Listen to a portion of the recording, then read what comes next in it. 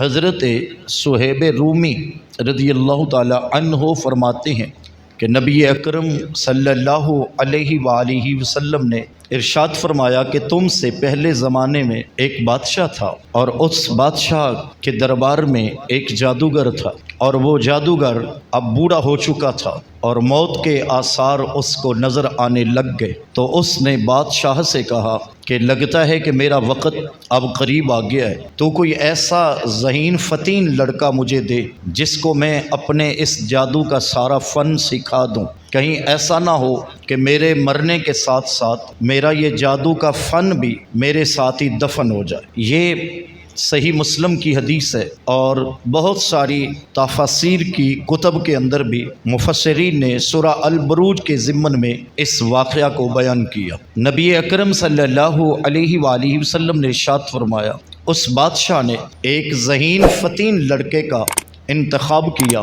ظاہر ہے کہ جس کا انتخاب وقت کا بادشاہ کر رہا ہو اور پھر ایک خاص مشن کے لیے اسے چنا گیا ہو تو یقیناً وہ لڑکا بہت ذہین فتین ہو سکتا ہے۔ بادشاہ وقت نے ایک ذہین فتین لڑکے کا انتخاب کیا اور اسے کہا گیا کہ تم روزانہ اس جادوگر کے پاس جاؤ گے اور اس سے اس کا سارا فن تم سیکھنا، تاکہ اس کے مرنے کے بعد یہ چیزیں ہمارے پاس رہ سکے۔ وہ نوجوان لڑکا اس جادوگر کے پاس روزانہ جاتا تھا اور اس سے جادو سیکھا کرتا تھا۔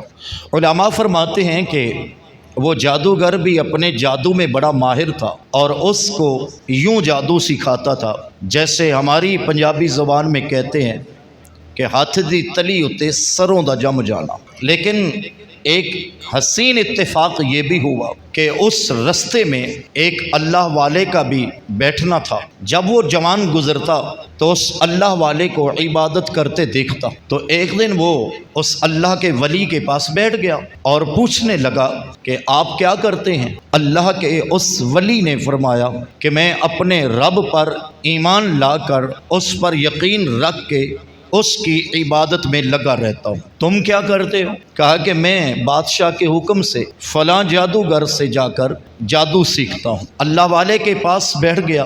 اللہ کا وہ ولی اس کو اللہ جل مجدہ الکریم کی باتیں سنانے لگتا۔ وہ جوان کنفیوز ہونے لگا۔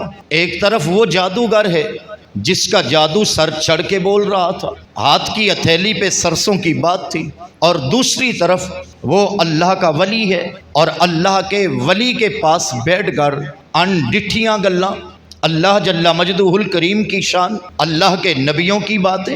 اب وہ لڑکا کنفیوز ہونے لگا کہ میں جاؤں تو کہاں جاؤں، کس کو سچا کہوں، کس کو جھوٹا کہوں، کیا کروں، کدھر جاؤں؟ اس کشمکش میں وہ لڑکا مبتلا تھا۔ اب حدیث مبارکہ میں آتا ہے کہ جو اللہ کے ولی کی صحبت میں بیٹھ جائے تو اللہ تعالیٰ اسے محروم نہیں رہنے دیتا، اللہ ضرور اپنے ولی کے صدقے اس پہ بھی رحمت کرتا ہے۔ اب وہ لڑکا زیادہ وقت اللہ کے ولی کے پاس گزارنے لگا۔ جادوگر کو جب اس بات کا پتہ چلا کہ یہ میرے پاس ٹائم کم دیتا ہے تو اس نے اس کے گھر میں شکایت کی کہ آپ کا بیٹا آج کل میرے پاس کم آ رہا ہے۔ اس جوان نے یہ بات اللہ کے ولی کو سنا دی کہ حضور والا آپ کے پاس بیٹھنے کو جی بڑا کرتا ہے، جی چاہتا ہے سارا وقت آپ کے پاس گزار دو۔ لیکن وہ جادوگر بھی اب یہ کہنے لگ گیا، اور اب تو بات لکی چھپی نہیں رہی، اس نے تو میرے گھر تک بھی یہ بات پہنچا دی۔ اللہ کے اس ولی نے فرمایا کہ تم ایسا کرو، جب گھر والے پوچھے تم کہاں تھے، تم کہنا میں جادوگر کے پاس تھا، اور جب جادوگر پوچھے تم کہاں تھے، تم کہنا میں گھر میں تھا۔ اس طرح وقت گزرتا رہا۔ ایک مرتبہ ایسا ہوا کہ وہ جوان آ رہا تھا، رستے میں بہت سارے لوگوں کا ہجوم دیکھا، ایک جگہ پہ بہت سارے لوگ اکٹھے کھڑے۔ اس جوان نے پوچھا کیا معاملہ ہے، تو بتایا گیا کہ ایک بڑی بلا ہے۔ بعض مفسرین نے لکھا کہ شعر تھا، باہر صورت ایک بڑی بلا ہے جو رستے کے درمیان میں آ کر بیٹھ گئی ہے اور کوئی اس کے قریب نہیں جا رہا، اور اگر کوئی قریب جاتا ہے تو وہ ڈراتی ہے۔ لوگ اس سے ڈر کر کھڑے ہو گئے۔ اس جوان کے ذہن میں خیال آیا، لو جی آج مجھے بھی پتہ چل جائے گا کہ سچا کون ہے۔ وہ جادوگر سچا ہے یا پھر وہ اللہ کا ولی سچا ہے۔ لیکن اتفاق یہ تھا کہ اس کا زیادہ تر دل جو تھا وہ اللہ کے ولی کی طرف مائل تھا۔ آج اس نے کہا کہ اس بات کو پرکھ لیں گے، آزما لیں گے کہ سچا کون ہے، اور جو سچا ہوا اس پہ ایمان لے آؤں گا۔ تو اس جوان نے کہا چلو آج پرکھنے کا موقع مل گیا، آج دیکھ لیں گے۔ تو اس جوان نے دل میں یہ بات رکھی کہ اگر یہ اللہ کا ولی سچا ہے تو پھر آج میں یہ کام کرتا ہوں۔ اس نے ایک پتھر اٹھایا اور وہ پتھر اٹھا کر اس نے اس بلا کی طرف پھینکا۔ اللہ کا کرنا ایسا ہوا کہ اس نے وہ جو پتھر اٹھا کے اس کو مارا تو اس سے وہ بلا مر گئی، اور لوگ سارے اس جوان کی طرف آنے لگے۔ وہ جوان وہاں سے پلٹا اور سیدھا اس اللہ والے کے پاس چلا گیا، اور اس اللہ والے کو جا کر اس نے ساری بات سنا دی، اور ساتھ ہی یہ کہا کہ آپ اللہ کے سچے ولی ہیں، میں نے آپ ہی کا تصور رکھ کے وہ پتھر پھینکا تھا اور وہ بلا مر گئی۔ اب مجھے یقین کامل ہو گیا ہے کہ تو بھی سچا ہے، تیرا خدا بھی سچا ہے۔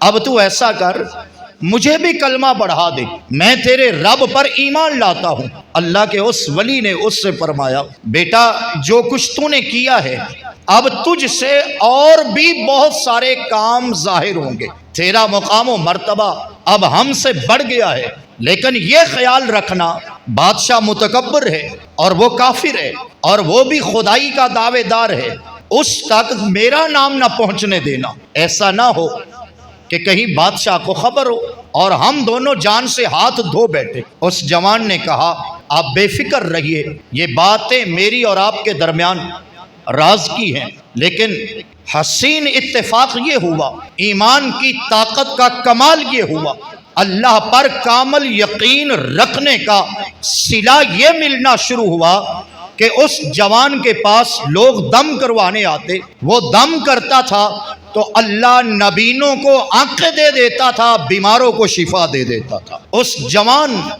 کی یہ شان ٹھہر گئی، اور اس بات کو بیان فرما رہے ہیں میرے اور آپ کے پیارے رب کے محبوب حضرت محمد مصطفیٰ صلی اللہ علیہ وسلم۔ یہ میرے حضور بیان فرما رہے ہیں کہ وہ پہلے زمانے کا سہل نوجوان جب دم کرتا تھا تو اللہ نابینوں کو آنکھیں دے دیتا تھا اور کوڑیوں کو شفا دے دیتا تھا۔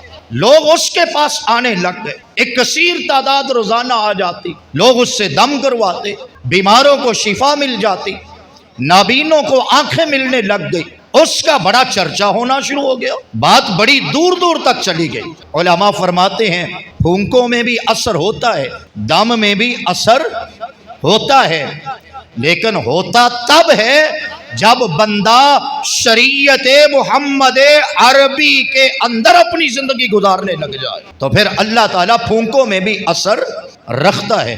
اب وہ جوان چونکہ ایمان لے آیا تھا اور سچا ایمان لایا تھا اور پختہ یقین اس کا اللہ پہ ہوا، تو اب اس کو پختہ یقین کا یہ ثمر ملا کہ وہ دم کرتا تھا تو نابینوں کو آنکھیں ملنے لگ گئی۔ میرے حضور فرماتے ہیں وہ دم کرتا تھا تو بیماروں کو شفا مل جاتی تھی۔ اب رک کے بات کر رہا ہوں، پہلے زمانے کا ایک جوان ہو اور وہ نیک ہو اور اس کو کلمہ اللہ کے ولی نے بڑھایا ہو، میرے حضور فرماتے ہیں اس کے دم سے نبینے کو آنکھیں ملتی تھی، بیماروں کو شفا ملتی تھی۔ پہلے زمانے کا ولی ہو، کلمہ ولی نے پڑھایا ہو، اللہ نے یہ شان دی ہے جس ابو بکر و عمر عثمان و علی کو کلمہ سونے محمد نے پڑھایا، ہاں ان کی شان کا اندازہ کون کر سکتا ہے؟ سنیے اس بات کو جو میں آپ کو سنانا چاہ رہا ہوں، یہ ایک حدیث آج پڑھ رہے ہم، صحیح مسلم سے ہے، تو عرض کر رہا ہوں اس جوان کا چرچا ہونا شروع ہوا، بات دور دور تک پہنچی۔ اتفاق ایسا ہوا کہ اسی بادشاہ کا ایک خاص وزیر آنکھوں سے نبینا ہو گیا۔ اس وزیر نے بڑے علاج معالجے کروائے، جہاں تک ممکن تھا علاج کو تلاش کیا۔ ظاہر ہے وہ وزیر بھی تو بادشاہ کا تھا اور وزیر بھی خاص تھا، تو اس کی آنکھوں کے علاج کے لیے تو پھر کوئی کسر نہیں رہی ہوگی، اس نے تو ہر ڈاکٹر ہر حکیم سے علاج لیا ہوگا۔ لیکن چلتے چلتے اس کو یہ پتا چلا کہ فلاں جگہ پر ایک مرد ساہلے نوجوان ہے جو دم کرتا ہے اور اس کی پھونکوں میں اللہ نے یہ کمال رکھا ہے کہ وہ ایک بار دم کر دے اللہ نبینوں کو آنکھیں دے دیتا ہے۔ اس وزیر نے چاہا کہ اب دیر کس بات کی، جلدی جلدی اس تک پہنچوں تاکہ مجھے بھی آنکھیں مل جائیں، میں بھی جو ہے نا آنکھوں سے دیکھ سکوں۔ بہت سارے ہیرے، بہت سارا خزانہ، بہت سارے پیسے لے کر وہ وزیر اس ساہلے نوجوان تک پہنچا اور کہا کہ ہم نے سنا ہے کہ تم نابینوں کو آنکھیں دیتے ہو، تو اللہ کے اس ولی کی بولی وہی تھی جو اللہ والوں کی ہوتی ہے۔ اس جوان نے کہا میں آنکھیں نہیں دیتا ہوں، آنکھیں تو وہ دیتا ہے جو میرا بھی رب ہے، سارے جہانوں کا رب ہے۔ اس نے کہا خیر مجھے تو آنکھوں سے غرض ہے، اتنا سارا مال لایا ہوں، یہ آپ قبول کر لیجئے اور مجھے آنکھیں مل جائیں۔ اس سہلے جوان نے کہا کہ دیکھ آنکھیں مل جائیں گی، یہ اس بات کی گارنٹی ہم دیتے ہیں، آنکھیں تجھے مل جائیں گی، لیکن ہمیں یہ تیرا مال نہیں چاہیے، یہ مال و متاع، یہ پیسے، یہ کپڑے، یہ سب تو اپنے پاس رکھ، جب آنکھیں مل جائیں تو پھر اس کے بعد ڈیمانڈ ہم خود کریں گے۔ اس جوان نے کہا آنکھوں کی گارنٹی ہم دیتے ہیں لیکن نہ پیسے لیتے ہیں، نہ مال و متاع کی ضرورت ہے، جب آنکھیں مل جائیں مطالبہ ہم رکھیں گے۔ اس نے کہا میں مان لوں گا۔ اس جوان نے دم کیا، اللہ نے آنکھیں دے دی۔ وہ وزیر کہنے لگا بتاؤ اب تم کیا چاہتے ہو؟ تو وہ سہلے نوجوان کہنے لگا اس رب پہ ایمان لے آؤ جس کو میں بھی رب مانتا ہوں۔ یہ اللہ والوں کا طریقہ ہوتا ہے۔ اللہ کا ولی وہ ہوتا ہے جو مرید کو ہاتھوں میں لے کر گنبد خضرا تک بھی لے جاتا ہے، سونے رب سے بھی تعلق جوڑتا ہے۔ تو اس جوان نے کہا کلمہ پڑھ لو۔ اس وزیر نے کہا جب آنکھیں مل گئیں تو اب تو میں کلمہ پڑھوں گا۔ اس نے سچے دل سے ایمان قبول کیا اور واپس گیا۔ بادشاہ کے پاس جب پہنچا تو بادشاہ کو خبر ہوئی کہ یہ تو آنکھوں سے نابینا تھا اور اس نے علاج بھی کروایا ہے، تو آنکھیں نہیں ملی۔ تو اس نے پوچھا کہ یہ تیری آنکھوں کا نور واپس کیسے آ گیا؟ اب اس وزیر نے سوچا کہ اگر تو بتاتا ہوں اس جوان کا تو پکڑا جائے گا اور یہ بادشاہ ظالم ہے، نہ حق میں مار دے گا۔ اس وزیر نے نام نہ بتایا، بادشاہ نے اس کو قید کیا اور اس پہ ظلم کیا جانے لگا۔ جب اس پر بہت زیادہ سخت جبر کیا گیا تو وہ وزیر نے بتا دیا کہ فلاں جگہ پر ایک مرد حق ہے جس نے یہ دم کیا تو اللہ نے آنکھیں دے دی۔ تو اب اس بادشاہ نے کہا کیا میرے علاوہ کوئی اور بھی خدا ہے؟ اس نے خدائی کا دعویٰ کر رکھا تھا۔ اور اہل حق جو ہوتے ہیں جن کے سینے میں ایمان راسخ کر جائے پھر وہ دنیا داروں کے آگے جھکتے نہیں، پھر وہ ڈرتے نہیں۔ کربلا کی داستان بتاتی ہے پھر سر تو نیزوں پہ سج جاتے ہیں پر اہل حق کبھی کلمہ حق سے دور ہوتے نہیں ہے۔ سنیے یہ بات۔ اس نے کہا ہاں بادشاہ تو جھوٹا ہے، میرا رب تیرا رب بلکہ ساری کائنات کا رب وہ ہے جو عرشوں کا مالک ہے، جو وحدہ لا شریک ہے، اس کا کوئی شریک نہیں، کائنات کا ذرہ ذرہ اس رب کی تسبیح کرتا ہے۔ بادشاہ کو بڑا غصہ آیا میرے ہوتے ہوئے، اور پھر جو ہے نا وہ میرے ساتھ یہ۔ بادشاہ کے حکم پر قصہ مختصر اس مرد سالے کو بھی پکڑا گیا اور اس جوان کو جس ولی کامل نے کلمہ پڑھایا تھا وہ بھی پکڑا گیا، بادشاہ کے سامنے لائے گئے۔ بادشاہ نے اس وزیر کے سر پہ بھی آرا رکھوایا اور اس اللہ والے کے سر پہ بھی آرا رکھا گیا۔ یہ صحیح مسلم کی حدیث ہے، اس کو اللہ کے پیارے رسول صلی اللہ علیہ وسلم نے بیان فرمایا ہے، اور تفسیر میں پڑھنا چاہیں تو مفسرین سورہ البروج کے تفسیر کے اندر اس کو لکھا ہے ان دونوں کے سروں پہ آرے چلے اور دیکھتے ہی دیکھتے ان کے جسموں کے دو ٹکڑے ہو گئے۔ اب اس نے اس جوان سے کہا، وہی جوان جس کو ایک جادوگر کے پاس جانے کا کہا گیا، اس جوان سے بادشاہ نے کہا کہ میں تجھے ایسے نہیں موت دوں گا، تو نے میرا نظام ڈسٹرب کیا ہے، میں تجھے عبرت کا نشان بناؤں گا تاکہ آنے والے لوگ تجھ سے عبرت حاصل کریں۔ اس جوان نے ذری بھی اس کے آگے ڈر محسوس نہیں کیا۔ بادشاہ نے ایک فوج منگوائی اور اسے کہا اس کے ہاتھ پاؤں باندھ دو اور اس کو پہاڑ کی چوٹی پہ لے جاؤ اور وہاں سے جا کر اسے نیچے دھکا دینا تاکہ لوگوں کے لیے یہ عبرت بن جائے۔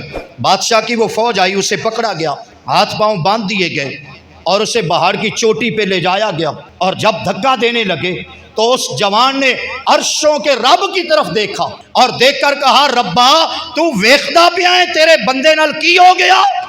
بس اتنا دیکھنا تھا کہ میرے رسول صلی اللہ علیہ وسلم نے فرمایا اس پہاڑ پر ایک زلزلہ آیا، بادشاہ کی ساری فوج اس زلزلے کی زد میں آ کر ماری گئی اور وہ جوان بچ گیا۔ اور وہ جوان بچا تو سیدھا بادشاہ کے پاس آ گیا۔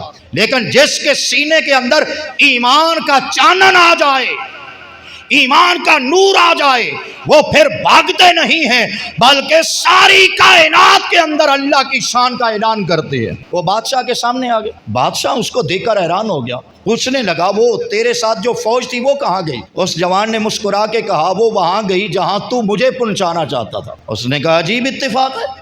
ایک اور فوج منگوائی گئی، کہا کہ اس کو باندھ کر سمندر میں لے جاؤ اور جہاں سمندر گہرا ہو، جہاں اس کی موجیں ہوں، وہاں اس کو کشتی سے پھینک دینا تاکہ یہ سمندر کے اندر ڈوب کر مر جائے۔ وہ پکڑ کر سمندر میں لے گئے، جب اس کو پھینکنے لگے اس نے پھر آسمان کی طرف دیکھ کے کہا اے اللہ تو دیکھ رہا ہے؟ سمندر کے اندر پھر ایک طوفان آیا، وہ کشتی میں جتنے تھے سارے کے سارے ڈوب گئے اور وہ جوان پھر زندہ بچ کے آ گیا۔ مجھے بتائیے پہلی امتوں کا ولی ہو، پرانے زمانے کا یعنی پہلے لوگوں میں سے ایک ولی ہو اور وہ مشکل وقت میں آسمان کی طرف دیکھے تو پہاڑ پہ زلزلہ آ جائے، سمندر میں کھڑا ہو کر آسمان کی طرف دیکھے تو بادشاہ کی فوج ڈوب جائے، مجھے بتاؤ تو صحیح وہ ولی زیادہ شان والا ہے یا کربلا میں میرے حضور کے نواسے حسن و حسین شان والے ہیں؟ کیا حسن و حسین دیکھتے تو یزیدی فوج غرق نہ ہو جاتی؟ کیا امام حسن و حسین اللہ کی بارگاہ میں عرض کر دیتے تو کیا آسمان سے فرشتے مدد کو نہ آ جاتے؟ لیکن اس رات سے پردہ اٹھایا سید السجاد حضرت امام زین العابدین نے۔ آپ فرماتے تھے او لوگوں، ولیوں میں ولایت کا ایک مقام ہوتا ہے جہاں رب اپنے ولی کو کرامت دے دیتا ہے، لیکن فرمایا اس سے بھی آگے ایک جہان ہے، کچھ ولی کرامت پہ راضی ہو جاتے ہیں، کچھ اس سے بھی آگے جا کر اللہ کی رضا پہ راضی ہو جاتے ہیں۔ فرمایا ہم کربلا والوں نے اللہ کی رضا دیکھی۔ تو آئیے بات کو سمیٹتے ہیں۔ اس جوان کے معاملے میں وہ بادشاہ بڑا فکر مند ہو گیا، یہ کیا ہوا؟ تو وہ جوان خود بولا، وہ کہنے لگا بادشاہ میں پتہ جانتا ہوں کہ تو کیوں پریشان ہے، تو مجھے مارنا چاہتا ہے، تو لاکھ بھی جتن کر لے تو مجھے مار نہیں سکتا، چل میں تجھے بتاتا ہوں کہ مجھے کیسے مارا جائے گا۔ ہوتے ہیں ایسے لوگ۔ بادشاہ نے کہا بتا۔ اس نے کہا تو جتنے بھی طریقے لگا سکتا ہے، تیرا کوئی حربہ میرے مارنے کے لیے کام نہیں آئے گا، میں تجھے بتاتا ہوں، مجھے سولی پہ لٹکا دے اور کمان میں تیر ڈال اور نشانہ میری پیشانی کا باندھ، اور جب تیر چلانے لگو تو اس وقت کہنا اس لڑکے کے رب کے نام سے شروع کرتا ہوں اس لڑکے کے رب سے کے نام سے، میرے رب کا نام لے کر تیر چلا، تیری مشکل آسان ہو جائے گی۔ بادشاہ الٹی سوچ والے بھی ہوتے ہیں نا، متکبر لوگ، اچھے بادشاہ بھی آئے ہیں، ہم ان کا تذکرہ کریں تو وہ الگ بات ہے، کچھ اچھے بھی ہیں لیکن کچھ متکبر ہوتے ہیں، وہ الٹی چال چلتے ہیں۔ بادشاہ نے کہا عبرت کا نشانہ بننا چاہیے، اپنے ملک میں اعلان ہو گیا فلاں تاریخ کو آ جانا، سارے لوگ اکٹھے ہو گئے، دنیا دیکھنے آئی ہے، اس جوان کو مرد سہلے کو سولی پہ لٹکایا گیا، کمان میں تیر رکھا گیا، اب تیر چلاتے ہوئے جب بادشاہ نے کہا کہ شروع کرتا ہوں اس لڑکے کے رب کے نام سے، تیر چلا، پیشانی میں لگا، وہ جوان تو شہید ہو گیا لیکن یہ کہہ گیا مزہ آ گیا ہے کہ ساڈی تے موت آ گئی ہے پر ساریاں دی زبان تے رب دا نام آ گیا ہے۔ اب وہ بادشاہ بھی کہنے لگا، اس کی زبان پر اللہ کا نام، پہلے وہ 3 تھے لیکن اب ساری دنیا دیکھ کر کہنے لگی یہ بادشاہ جھوٹا ہے، اس لڑکے کے رب پہ ایمان لے آؤ جو سارے جہانوں کا رب ہے۔ تو بتانا یہ چاہ رہا تھا، وقت ہوتا تو ہم اس پہ تفصیل سے بات کرتے۔ ان الذین قالوا ربنا اللہ ثم استقاموا تتنزل علیہم الملائکہ، جو ہر حال میں کہتے ہیں کہ میرا رب اللہ ہے، پھر اس پہ پکے ہو جائیں، حالات جیسے بھی آ جائیں، اللہ اپنے ماننے والوں کے لیے مدد بھی نازل کر دیتا ہے، رحمتوں سے جھولیاں بھی بھر دیتا ہے۔ اس لیے اللہ کی ذات پہ اپنے ایمان کو پختہ رکھیں۔